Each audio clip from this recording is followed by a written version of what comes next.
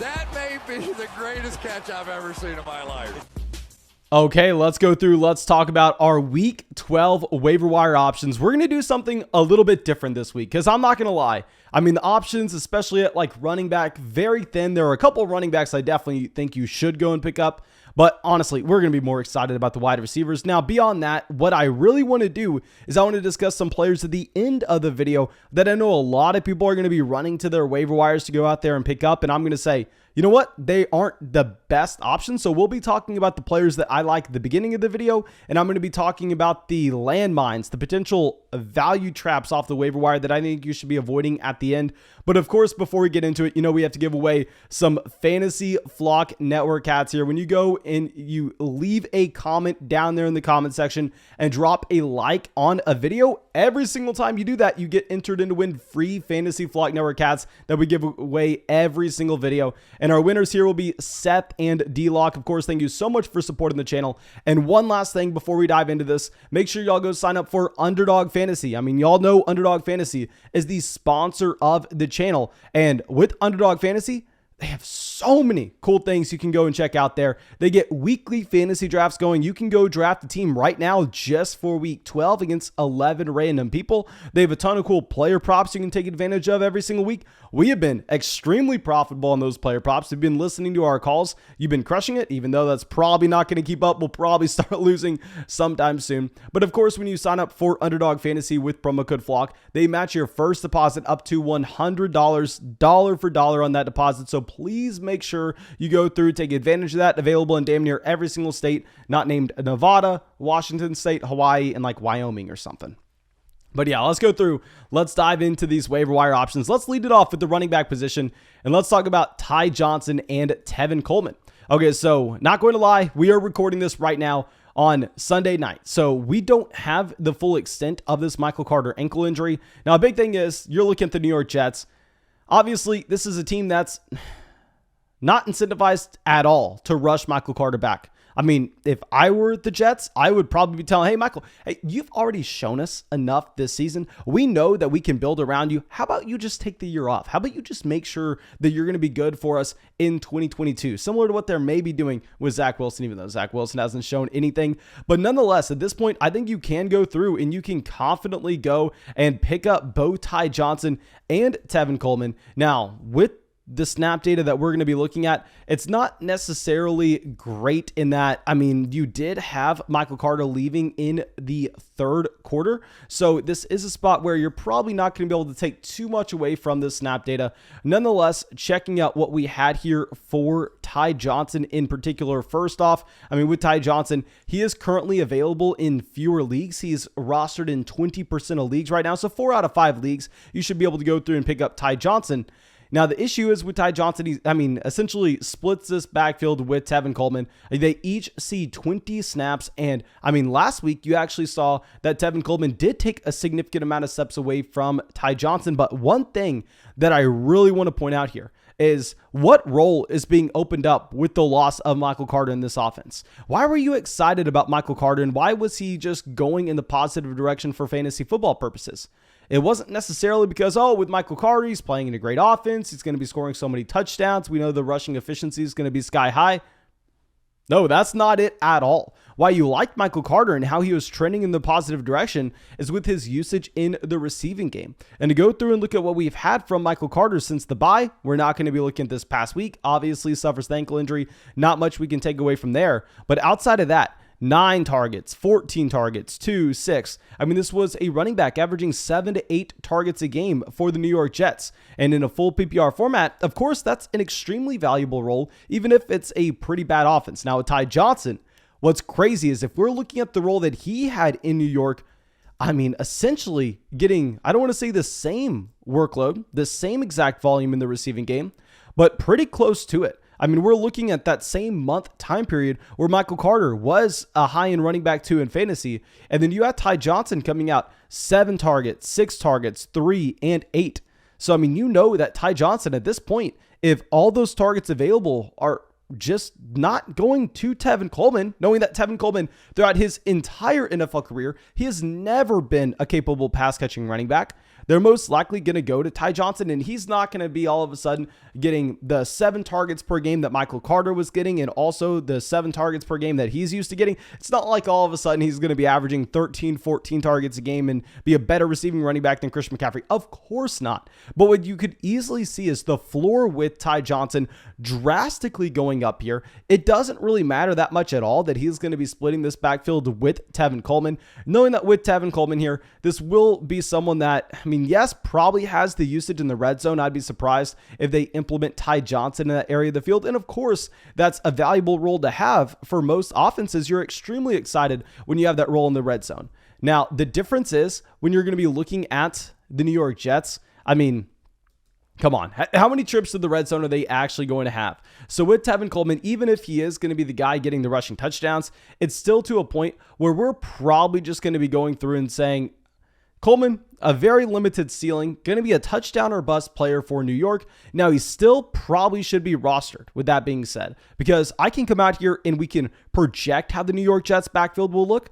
We can't say so with certainty. So I'd imagine that this turns into almost a 50-50 running back split where Ty Johnson is the valuable running back to have in a PPR format. Maybe Tevin Coleman, you like him a little bit more in a non-PPR league. I mean, right now, Tevin Coleman's available in 97% of fantasy leagues. So if you're playing in a little bit of a deeper format and you need some help at running back, I guess you can pick up Tevin Coleman, but the number one pickup this week will be Ty Johnson. And honestly, at the running back position, we'll get to someone at the end of the video. We'll get to 2 running backs at the end of the video that I know some people are going to convince themselves to go out there and pick up off the waiver wire just because we don't have any solid options this week. I'll explain why I'm not picking up those guys at the end, but please go down to the comment section. If you think there are other running backs that are interesting to go through and pick up, I would love to know. I would love to know who. I'd love to know why. But for now, I'm probably just going to be avoiding. And yeah, let's go over to our next group, and that's going to be the wide receiver position. And let's lead it off with someone that's available in every single league. There's not going to be a single league you can't go pick up Nick Westbrook in. I mean, here with Nick, this is a wide receiver that comes out and, I mean, is dominant this past week against the Houston Texans. And I'm not going to lie, I'll be the first person to admit, I did not watch a snap of this Texans game. Of course, we got a lot of it whenever they were just going through and showing it on replays, whenever they were showing the highlights on what you got on Red Zone. But in terms of sitting down and watching through the just boring play of the Houston Texans, the Tennessee, I'm not doing that. Don't sign me up for that. But here, when I checked that box score for Nick Westbrook, I saw, oh my gosh, 8 targets, 7 receptions, 107 receiving yards. What happened to Marcus Johnson? What happened to A.J. Brown? Well, A.J. Brown banged up. A.J. Brown dealing with a multitude of injuries. He was in and out of this game, actually. So with A.J. Brown, there's a chance that he is actually going to miss. Now, with Nick Westbrook, please be hesitant to go out there and pick him up. This is one thing that I really want to discuss. I know he's going to be at the top of most people's waiver wire wide receiver list, but to be honest, I think he is only a pickup in extremely deep leagues. The reason for that is if you look at the short term on what we're going to be getting with a player like Nick Westbrook, I mean, this next week, they're going up against the New England Patriots. So even if you don't have A.J. Brown playing, even if A.J. Brown's missing this entire game, could you ever start a player like Nick Westbrook after only a 1-game sample where he looked good against one of the toughest, if not the toughest defenses in the NFL? No, you're not going to be able to do that. And then also in week 13, after week 12 against the Patriots, he has his bye week. So realistically, the first time you would be able to start Nick Westbrook would be against the Jacksonville Jaguars in week 14. For that reason, I'm going to be saying that he's almost on the list. Don't pick him up. It's going to be that for that extremely deep format, but clearly he flashed enough here where, I mean, he's at least worth a roster spot if you're playing in that 14, 16 team league. Now, our next grouping of wide receivers. Now, these are the players you're here for. These are the guys we need to go out there and get. Let's lead it off with a wide receiver y'all know I love in Dynasty. Talked about him all offseason. Elijah Moore. With Elijah Moore, I could not be more excited to see the role that he has in New York. I mean, this is a player that I have on so many regular redraft teams. I have him on a ton of best ball leagues, and more importantly, I have him everywhere in Dynasty. And with Elijah Moore, he comes out this past week, 11 targets in this offense with both Corey Davis as well as Jamison Crowder there. I mean, just completely exploding. This is actually beating the week that he had back in week 9 with 27 fantasy points.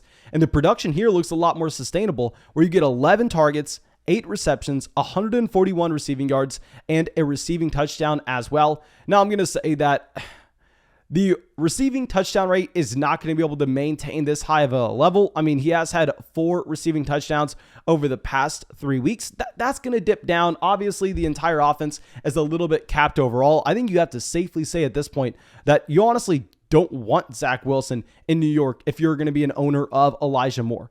But with that being said, I think Elijah Moore is a must-start wide receiver this next week, going up against the Houston Texans, then the Philadelphia Eagles, then the New Orleans Saints, Dolphins, Jags. I mean, this is a great schedule for Elijah Moore down the stretch.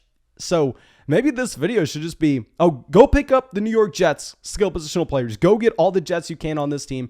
And I know we've already discussed this at length, but for whatever reason, if you don't play Dynasty Fantasy Football, if you aren't diving into these rookies coming into the NFL, you're missing out, first off. And second off, with Elijah Moore, this was an elite prospect coming out of Ole Miss. I mean, I was absurdly high on him going into the NFL draft. The reasoning is, I mean, besides the athletic profile, of course, the athletic profile looks great. But I mean, the more you dive into historical research of what you've had from rookie wide receivers coming into the NFL, which ones hit, it's actually a lot more important to produce at an early age in college, as well as having high market share numbers. That's going to make you a little bit more independent on the context of your offense. And with Elijah Moore, dominant. Now, his true freshman season didn't produce, but you should have heard by now. He played with DK Metcalf, AJ Brown, Dawson Knox, and Ole Miss. If you're going to tell an 18-year-old kid to go and, Thomas, please throw up the shirtless pic of DK Metcalf and AJ Brown going into the NFL. I mean, if you're going to tell an 18-year-old kid to go and beat out those wide receivers in college, go earn yourself a role in this offense, go get a 15% team. Like, it's not happening. It's impossible. But the second that they're gone, Elijah Moore, his 19-year-old season has, I mean, over 800 receiving yards. The next best receiver at Ole Miss, I'm pretty sure, had like 192. Then to go beyond that, I mean, his 20-year-old season, Elijah Moore has over 150 receiving yards a game in the SEC. There's nothing more you could ask for Elijah Moore. This is a wide receiver that clearly had the elite talent profile. He just needs below average quarterback play at the minimum. He just can't have the worst quarterback play in the NFL to be hyper productive. And clearly the schedule is in his favor going forward. I think Elijah Moore looks like a league winning receiver. And now our next wide receiver, it's a tough spot because you're looking at Rondell Moore. And remember when he had this breakout earlier in the season and everybody was just viewing Rondell Moore as a player that they were just having as a must start option every week going forward. I was saying, you know what? It's not going to happen with Rondell. The issue is he's not playing enough snaps in this offense. I think with Rondell Moore, I'm going to be there yet again. I think that we have to be the wet blanket on the situation with Rondell Moore. You are 100% picking him up. I will say, though, just to go through and map out when he could actually get into our starting lineup, here at the end of the day, Antoine Wesley was coming out and seeing 63 snaps this past week. This is a continued trend that you've seen Wesley just have a very large role in this offense with no DeAndre Hopkins. Rondell Moore hasn't changed his role at all here. With Rondell Moore, the thing is he comes out, he gets 32 snaps. He runs 23 routes, right? Rondell Moore runs 23 routes, and he has 11 targets for Arizona. He is averaging a target on pretty much 1 out of every 2 routes that he is running. I think you have to be very excited about the talent profile. Now, the issue is, can he get on the field more for the Arizona Cardinals? We don't know of that, but right now, Rondell Moore is rostered in 23% of leagues. I will tell you right now, Rondell Moore should be rostered, even though I don't think he should be in your starting lineup right away like we were saying with Elijah Moore. Now let's go over to the tight end position. Let's talk about Adam Chapman here. Adam Chapman, speaking of someone that I have on a ton of best ball teams, with Chapman, I mean, suffered a pretty significant injury in the preseason. You didn't even really know if he was going to be able to play. I mean, then reports come out that he's good to go for the entire year, but maybe this was an injury that just handicapped Adam Chapman with what he was giving at the beginning part of the season, because now this is a continued trend of Adam Chapman every single week increasing his role for the New Orleans Saints here. Now with Adam Chapman, he leads the team in targets this past week, which of course you can be very excited about. In the season-long standpoint, he hasn't been that productive, but if you're just looking at how he's trended over the past month, I mean, with Trevor Siemian at quarterback for the New Orleans Saints, 6 targets, 7 targets, 6 targets, 8 targets. So he's essentially averaging 7 targets a game here in New Orleans. He's a 6'6", 253-pound, I mean, pretty athletic second-year tight end. He was very productive at Dayton as well. A lot of people, especially in Dynasty Fantasy Football, loved him coming into the NFL. I mean, with Chapman, he's clearly showing the ability that he has as that receiving tight end for the New Orleans Saints. This is a team that is completely void of any really passing game options. Maybe make the argument when Kamara comes back that Alvin Kamara just steals some of these targets away from Chapman. I'm not going to be making that argument though, because Mark Andrews is already seeing 8 targets. It's not like they've completely phased out the running back here. It's just that they have no receivers. Thomas isn't coming back this season. Right now, Adam Chapman's only rostered in 7% of leagues. I definitely think you should go through and pick him up. And now, you know what? We actually forgot to include a wide receiver with our wide receiver list. Let's bounce back over there. This is embarrassing, but we have to throw in Will Fuller. Now, Will Fuller, another wide receiver we have on a lot of best ball leagues. It sucks to see Will Fuller missing pretty much the entire season here, but you are having reports saying that Will Fuller should be coming back from this finger injury this week. Now, with the Miami Dolphins, you're really hoping that Tua can just give us anything here. I mean, he was a must-start quarterback for a lot of people looking from a streaming perspective. Once you had Lamar Jackson being ruled out this week, I thought you had to be starting Tua Tagovailoa over some of those other streaming options like Colt McCoy, just knowing that he had a great matchup against the New York Jets. Will Fuller coming in, you can't start him his first week back, especially I believe this team's going up against Carolina this week against the Carolina Panthers. We know this is a team that definitely has a good defense overall. You're not going to be able to jam in Will Fuller, but you've seen Will Fuller before come out and be a top 10 wide receiver in fantasy. Just back in 2020, I mean, Will Fuller was one of the most efficient wide receivers in the NFL. If he can somehow manage to stay healthy, one thing that I really like to see with Will Fuller is he's not coming back from a hamstring injury here. Like, he's coming back from a hamstring injury. He's coming back from a groin injury, one of those soft tissue injuries. I'm going to be probably a little bit worried. I'm probably going to be looking to avoid Will Fuller where we can. But no, here it's a finger injury. I think with Fuller, this isn't necessarily due to him being quote unquote injury prone. And I'll agree, there are a very small amount of players every single season in fantasy football that you can say, okay, they are at a higher chance of injury than the rest of the league. Will Fuller is one of those players. I don't think the finger injury is going to be that big of a deal though. So if he can work his way back this week, I mean, maybe he's in your starting lineup in 2 to 3. Now let's go over to the quarterback position, and Cam Newton still available in 51% of leagues currently. So go through, pick up Cam Newton. Not much for me to be telling you outside of that. With Cam, this was a quarterback that I was not really telling people to start this past week because there were reports in Carolina saying that, I mean, PJ Walker was going to be an option that was possibly taking snaps away from Cam Newton here. And if that was going to be the case, of course, I mean, I thought that it was going to be really hard to play Cam Newton if he was only going to see maybe 75% of the snaps for the Carolina Panthers. Now, at this point, I mean, clearly that was just completely incorrect. Cam Newton, what you love to see is what he's providing to you as a rushing quarterback. You go through, you look at the rushing touchdown, you look at the fact that he's getting you 40 rushing yards, you just convert that over to what you're getting in passing yardage. I mean, this is what we talk about all the time. This is why you love drafting Jalen Hurts coming into the season, because those rushing quarterbacks are going to be a cheat code in fantasy football. Like the 40 rushing yards and the rushing touchdown, that's equivalent to 250 passing yards in fantasy. They are the same amount of points here.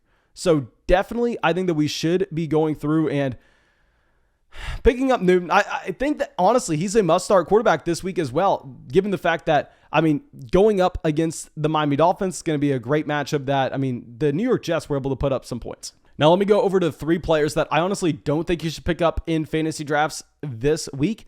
And the first one will be Marquez Valdez-Scantling. And with Marquez Valdez-Scantling, I mean, he's exactly what you thought he was coming into the season. Now, yes, it's a shootout in Green Bay. Now, yes, Marquez Valdez-Scantling has a fantastic day in fantasy, which is why if you're ever going to be looking at what you'll get from him in a best ball format, you love him. If you're looking at what you'll get in a DFS tournament, then you're probably going to be going through and making sure you have some exposure to Marquez Valdez-Scantling because, I mean, he is the deep threat for an Aaron Rodgers-led offense. We know when he does come away with that receiving touchdown, that long ball, you're going to be extremely excited. He did have 10 targets this week, but it's not like with Marquez Valdez-Scantling, he has ever shown us the ability that he can command that large workload over throughout the entire season. Now, I will say, I mean, he has one hell of a birthday on October 10th. Probably want to be at least considering him for that reason.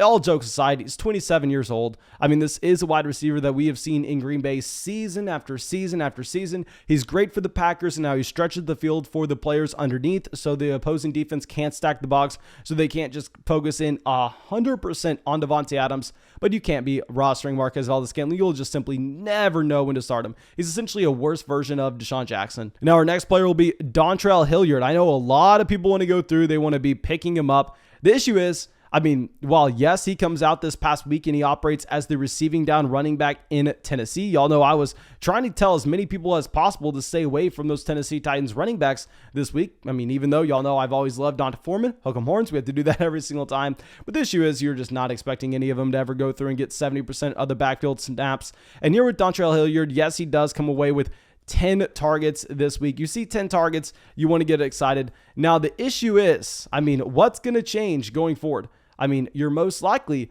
going to have Jeremy McNichols back this upcoming week. Now, if Jeremy McNichols comes back, I mean, as I'd imagine should, coming back from the concussion, you'll be fine. Now, even if Jeremy McNichols misses week 12, who the hell cares? You can't play Dontrell Hilliard against the New England Patriots. So, worst case scenario with Jeremy McNichols, you get him back in week 14. If we're looking at getting him back in week 14, Hilliard is, I mean, all of a sudden going to be the running back 4, not even active on game day. So please don't waste a roster spot on him. And our last running back will be DJ Dallas. Now with DJ Dallas, yes, he comes away with the touchdown in Seattle. And I'll say there is no running back worth rostering outside of Alex Collins in Seattle. I don't even know if we can play Alex Collins. Now the issue is, and y'all know I love me some Rashad Penny. The issue is with the Seattle Seahawks running backs here. Currently, 4 running backs you got to carry this week. If this is a 4-man backfield, even if something were to occur to Alex Collins, DJ Dallas still isn't startable because you will have a workload for Rashad Penny. You will have a workload for Travis Homer.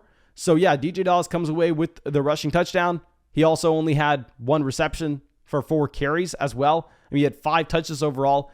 Don't bother picking up DJ Dallas. I mean, even if you had that injury, it's not like you can go through and start him then. And of course, thank you so much for checking out this video. Thank you so much for supporting the channel. Go down there, drop that like, leave a comment to win a free Fantasy Flock Network hat. Make sure you subscribe to the channel. We just passed 60,000 subscribers, 63,000 subscribers recently. And also make sure you go sign up for Underdog Fantasy. When you sign up for Underdog Fantasy and use promo code FLOCK, they match your deposit dollar for dollar up to $100. They have a ton of cool player props available in damn near every single state. So please make sure you go take advantage of that. And yeah, that's all I got for you. Thank you so much. I hope you have a great day, and I hope I see you out in the live stream tonight.